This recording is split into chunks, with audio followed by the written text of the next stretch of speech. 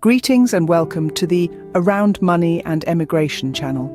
Today we embark on a comprehensive exploration of the UK Spring Budget for 2024, presented by Chancellor Jeremy Hunt. This consequential financial blueprint influences the nation's economy and its citizens in a multitude of ways. Our discussion will cover and be focused on some of key points encompassing national insurance contribution rate cut, economic growth projections, inflation, the introduction of a tax-free British ISA and changes to child benefit. Other key points worth mentioning but not discussed in this video are government's borrowing plans, public services funding, NHS budget, childcare provisions, changes to non-dom tax status, adjustments in property tax and various other fiscal measures. If you find our content enlightening, show your support by giving us a thumbs up and don't forget to subscribe. Join us as we dive deep into the vast ocean of these fiscal modifications. One of the main highlights of the UK budget for 2024 is the National Insurance Contribution Rate Cut. This cut is an important part of the financial update presented by Chancellor Jeremy Hunt, aiming to foster long-term growth for the UK economy. This reduction in the national insurance contribution rate is set to go from 10% down to 8% of pay, starting from April 2024.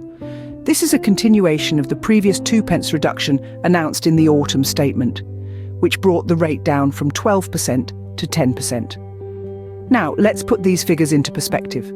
For someone earning a full-time salary of £35,000, this 2p cut is estimated to be worth approximately £450 per year.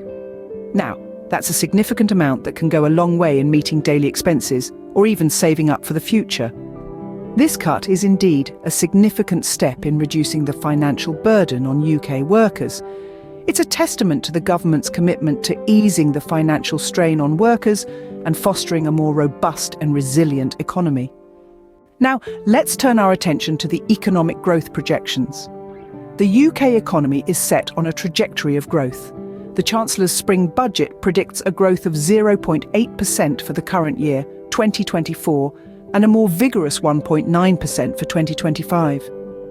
These figures represent a slightly stronger performance than what was anticipated during the autumn statement. The forecast also reveals a modest dip to 2% growth in 2026, followed by a slight downturn to 1.8% and 1.7% in 2027 and 2028 respectively. Despite these fluctuations, the overall picture is one of steady growth. These projections are an integral part of the government's long-term growth strategy. Inflation is another key point in the UK budget for 2024. One of the more compelling aspects of Chancellor Jeremy Hunt's budget is the predicted fall in inflation. After reaching 4% in January, it's projected to drop below the government's 2% target in just a few months. This early decline is a welcome surprise, as it's happening sooner than the autumn statement forecasted. Why is this important for the average UK citizen, you might ask? Well, falling inflation is a positive development for us all. It eases the burden on our wallets, particularly when it comes to food and energy prices. So, whether you're planning your weekly grocery shopping or thinking about your energy bills, you can expect some relief. Also on the agenda is the introduction of a tax-free British ISA. This isn't just any initiative, it's a targeted move to encourage more investment into UK companies. In the face of concerns about London's stock market, the government is stepping up to the plate to promote local business and stimulate investment. Imagine this, you invest in a British ISA, your investment grows over time, and you don't have to pay a penny in taxes on your returns. It's a win-win situation for both the investors and the UK businesses that will benefit from the increased investment. These measures aim to stimulate investment and ease the cost of living. The final key point we will discuss today is the changes to child benefit. Chancellor Jeremy Hunt announced a consultation on child benefit rules, ushering in a significant shift in how benefits are calculated. Instead of applying child benefits to individual incomes, they will be applied to collective household incomes from April 2026. This change is designed to address income disparities and ensure that benefits are allocated more equitably. The Chancellor also indicated that the threshold for a high-income tax charge on the benefit will be raised from £50,000 to £60,000. This move will likely be welcomed by many families as it increases the income level at which child benefits start to be taxed. In addition, the top of a taper to withdraw the benefit will be raised from £60,000 to £80,000. This means that families with higher incomes will be able to retain more of their child benefit before it is gradually withdrawn.